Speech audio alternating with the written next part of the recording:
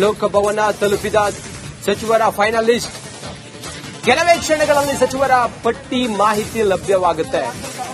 ಪಟ್ಟಿ ಬಿಡುಗಡೆಯ ಬದಲು ಸಚಿವರಿಗೆ ಕರೆ ಮಾಡ್ತಾರೆ. ಸಚಿವರಿಗೆ ಕರೆ ಮಾಡಿ ಅಧಿಕೃತವಾಗಿ ಬರುವಂತೆ ಸೂಚನೆಯನ್ನ ನೀಡ್ತಾರೆ. ಲೋಕಭವನವನ್ನ ಸಚಿವರ ಫೈನಲ್ ಲಿಸ್ಟ್ ಈಗ ತಲುಪಿದೆ. ಅಚ್ಚರಿಯ ಹೆಸರುಗಳು ಇರಬಹುದು ಅನ್ನುವಂತ ನಿರೀಕ್ಷೆ ಇದೆ. ಕೆಲವೇ ಕ್ಷಣಗಳಲ್ಲಿ ಸಚಿವರ ಪಟ್ಟಿಯ ಮಾಹಿತಿ ಲಭ್ಯವಾಗುತ್ತೆ. ಫೈನಲ್ ಪಟ್ಟಿಯ ಮಾಹಿತಿ. ಪಟ್ಟಿ ಬಿಡುಗಡೆಯ ಮೊದಲು ಕರೆ ಮಾಡಿ ಹೇಳ್ತಾರೆ, ನೀವು ಇವತ್ತು ಪ್ರಮಾಣ ವಚನವನ್ನ ಸ್ವೀಕರಿಸೋದಕ್ಕೆ ಬರಬೇಕು ಅನ್ನೋದನ್ನ ಹೇಳ್ತಾರೆ. ಕೆಲವೇ ಕ್ಷಣಗಳಲ್ಲಿ ರಿಲೀಸ್ ಆಗುತ್ತೆ ಯಾರ್ಯಾರು ಮಂತ್ರಿಗಳಾಗ್ತಾರೆ ಅನ್ನೋದು. ಎಲ್ಲ ಶಾಸಕರಿಗೂ ಒಂದ್ಸಲ ಮಂತ್ರಿ ಆಗಬೇಕು ಅನ್ನುವಂತ ಆಸೆ ಆಕಾಂಕ್ಷೆ ಇದ್ದೇ ಇರುತ್ತೆ. ಆ ನಿಟ್ಟಿನಲ್ಲೂ ಕೂಡ ಕಾಂಗ್ರೆಸ್ನ ಶಾಸಕರುಗಳಿಗಿದೆ.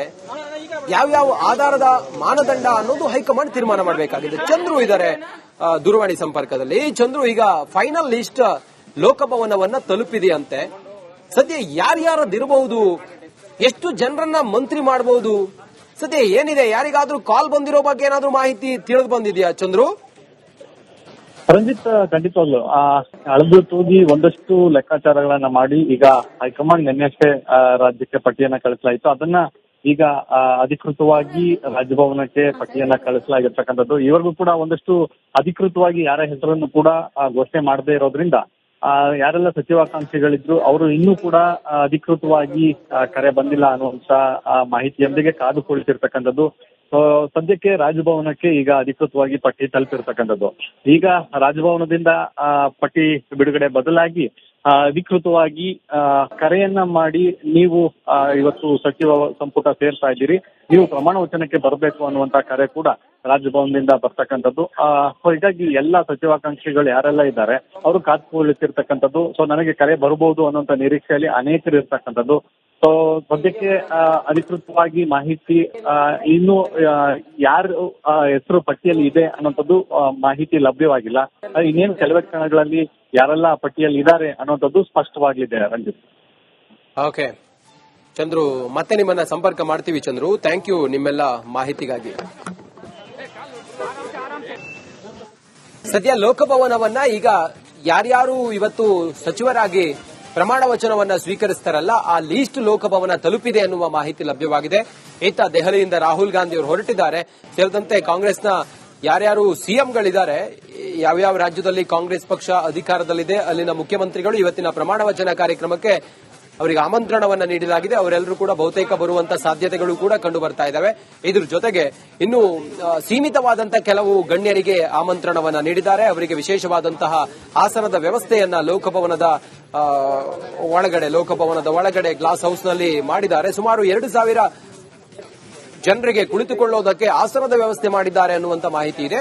ಬೇಕಾದಂತ ತಯಾರಿಗಳು ಭರದಿಂದ ಸಾಗಿದೆ. ನೋಡಬಹುದು ನೀವು ಲೋಕಭವನದ ಸುತ್ತಮುತ್ತ ರಸ್ತೆಗಳಲ್ಲೆಲ್ಲ ಹೋದ್ರೆ ಹೋರ್ಡಿಂಗ್ಗಳು, ಬ್ಯಾನರ್ಗಳು, ಬಾವುಟಗಳೇ ರಾರಾಜಿಸ್ತಾ ಇದ್ದಾವೆ. ಒಂದು ರೀತಿಯಲ್ಲಿ ಕಾಂಗ್ರೆಸ್ ಪಾಳೆಯದಲ್ಲಿ ಸಂಭ್ರಮ ಸಡಗರ ಮನೆ ಮಾಡಿದೆ. ಡಿಕೆ ಶಿವಕುಮಾರ್ ಅವರು ಫೈನಲಿ ಇಷ್ಟು ದಿನಗಳ ತಮ್ಮೆಲ್ಲ ಆಸೆ ಏನಿತ್ತು ಅದು ಮುಖ್ಯಮಂತ್ರಿ ಆಗಬೇಕು ಅನ್ನುವಂತ ಆಸೆ, ಅವರ ಆಪ್ತರ ಆಸೆ, ಹಾಗೆ ಅವರ ಕ್ಷೇತ್ರದ ಜನರ ಆಸೆ, ಅದರಂತೆ ಈಗ ಕೈಗೂಡಿದೆ. 2 ವರ್ಷಗಳ ಕಾಲ ಡಿಕೆ ಶಿವಕುಮಾರ್ ಅವರು ಮುಖ್ಯಮಂತ್ರಿಯಾಗಿ ಆ ಕುರ್ಚಿಯಲ್ಲಿ ಕುಳಿತುಕೊಳ್ತಾರೆ.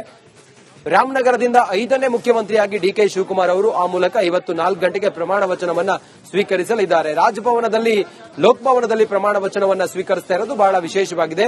ಸಹಜವಾಗಿ ಪ್ರಮಾಣ ವಚನ ಕಾರ್ಯಕ್ರಮ ಪಶ್ಚಿಮಾಭಿಮುಖವಾಗಿ ವೇದಿಕೆಯನ್ನ ಮಾಡಿರ್ತಾರೆ. ಆದ್ರೆ ಈ ಬಾರಿ ಪೂರ್ವಾಭಿಮುಖವಾಗಿ ವೇದಿಕೆಯನ್ನ ಮಾಡಿ ಡಿಕೆ ಶಿವಕುಮಾರ್ ಅವರು ಪೂರ್ವಾಭಿಮುಖವಾಗಿ ಪ್ರಮಾಣ ವಚನವನ್ನ ಸ್ವೀಕರಿಸುತ್ತಾರೆ. ತಾವರ್ ಚಂದ್ ಗೆಹ್ಲೋಟ್ ಅವರು ಸುಮಾರು 4 ಗಂಟೆ 5 ನಿಮಿಷಕ್ಕೆ ಅವರು ಪ್ರಮಾಣ ವಚನದ ವಿಧಿಯನ್ನ ಬೋಧಿಸುತ್ತಾರೆ. ಅವರ ಜೊತೆಗೆ ಸುಮಾರು 14 ಜನ ಮಂತ್ರಿಗಳಾಗಿ, ಶಾಸಕರುಗಳು ಮಂತ್ರಿಗಳಾಗಿ ಪ್ರಮಾಣ ವಚನವನ್ನ ಸ್ವೀಕರಿಸಬಹುದು ಅನ್ನುವಂತ ಮಾಹಿತಿಯೂ ಕೂಡ ಇದೆ.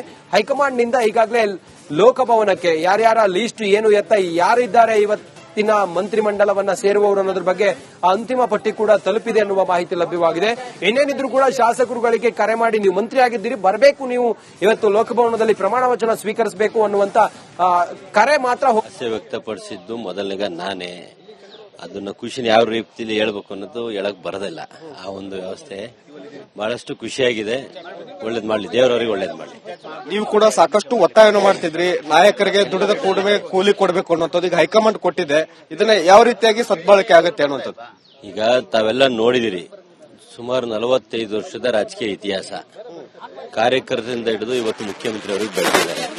ಅವರಿಗೆ ಕಾರ್ಯಕರ್ತರು ಸಮಸ್ಯೆ ಏನು, ಕಷ್ಟ ಸುಖ ಏನು, ಹೈಕಮಾಂಡ್ ಪರವಾಗಿ ಯಾವ ರೀತಿ, ಹೈಕಮಾಂಡ್ ಆದೇಶದಂತೆ ಯಾವ ರೀತಿ ಕೆಲಸ ಮಾಡಬೇಕು, ಸಹೋದ್ಯೋಗಿಗಳನ್ನ ಯಾವ ರೀತಿ ಕರ್ಕೊಂಡು ಹೋಗಬೇಕು, ಎಲ್ಲಾ ರೀತಿಯ ಅನುಭವ ಇರೋದ್ರಿಂದ ಸುಲಲಿತವಾಗಿ ಅವರ ಒಂದು ಏನು ಮುಖ್ಯಮಂತ್ರಿ ಆಗಿ ಒಂದು ಉತ್ತಮ ಆಡಳಿತ ಕೊಡಬೇಕು ಅನ್ನೋದಿತ್ತು, ಅದನ್ನು ಉತ್ತಮವಾದ ಒಂದು ಆಡಳಿತ ಕೊಟ್ಟು ಮುಂದಿನ ಮತ್ತೆ 5 ವರ್ಷನೂ ಸಹ ಕಾಂಗ್ರೆಸ್ ಸರ್ಕಾರ ತರ್ತಾರೆ ಅನ್ನ 100ಕ್ಕೆ 100 ನನಗೆ ಭರವಸೆ ಇದೆ. ಡಿ ಕೆ ಶಿವಕುಮಾರ್ ಅವ್ರಿಗೆ ಇರುವಂತಹ ಸವಾಲುಗಳೇನು ಅಂತ ಸರ್? ಸದ್ಯ ಗ್ಯಾರಂಟಿಗಳನ್ನು ಕೊಟ್ಟಿದ್ದಾರೆ, ಹಣಕಾಸಿನ ಸಮಸ್ಯೆ ಇದೆ, ಶಾಸಕರು ಅನುದಾನಗಳನ್ನು ಕೇಳ್ತಾ ಇದ್ದಾರೆ.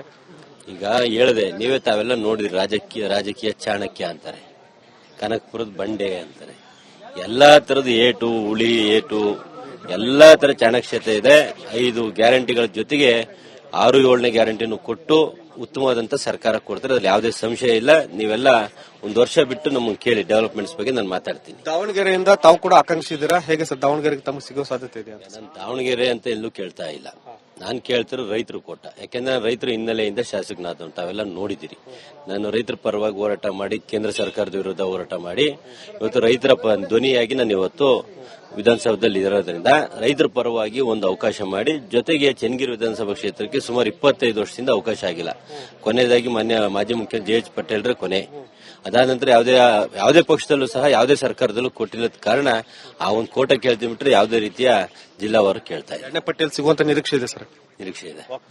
ಇದಿಷ್ಟು ಶಾಸಕರಾಗಿರ್ತಕ್ಕಂಥ ಶಿವಗಂಗಾ ಅವರು ಮತ್ತು ಕ್ಯಾಮರಾಮನ್ ರಾಘವೇಂದ್ರ ಜೊತೆ ಬಸವರಾಜ್ ಸೆಂಟಿಮೀಟರ್ ಪಬ್ಲಿಕ್ ಕನ್ನಡ, ಬೆಂಗಳೂರು.